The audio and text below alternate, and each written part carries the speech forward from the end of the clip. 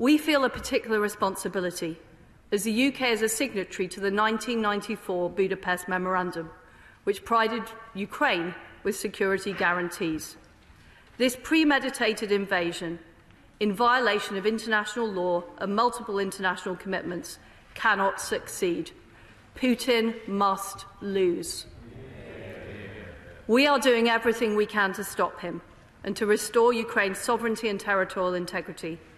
We will do this by backing Ukraine against unjustified aggression, by degrading the Russian economy and stopping it funding Putin's war machine, and by isolating Putin on the world stage.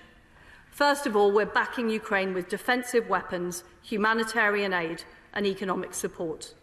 The UK was the first European nation to send defensive weapons to the country. Those weapons are being used today to halt Russian tanks and defend Ukrainian towns and cities. Our latest consignment of defensive support left Brize Norton over the weekend. We're also leading on humanitarian support. Yesterday, my right honourable friend, the Prime Minister, announced a further £40 million of humanitarian aid. This will provide Ukrainians with access to basic necessities and vital medical supplies.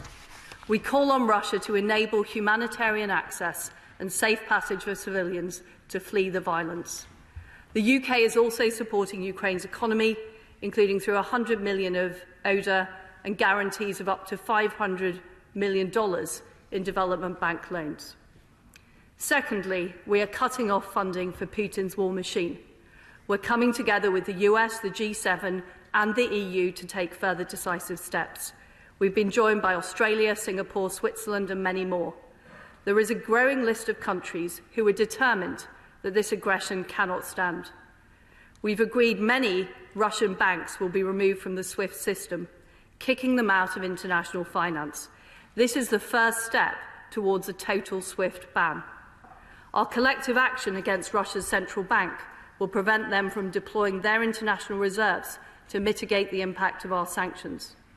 We're also launching a joint task force to hunt down the assets of oligarchs hit by our sanctions. The UK is proud to lead by example. We've already put in place the largest package of sanctions in our history. We've sanctioned Putin and Lavrov, Russia's defence industry, and a growing list of oligarchs. We've approved asset freezes on several Russian banks. We're banning Russian airlines and private jets from our airspace. But we are determined to go much, much further. We want a situation where they can't access their funds, their trade can't flow, their ships can't dock, and their planes can't land. Today, I can inform the House I will be laying 2 new pieces of sanctions legislation. The first introduces a set of new powers against Russia's financial sector. It includes powers to prevent Russian banks from clearing payments in sterling.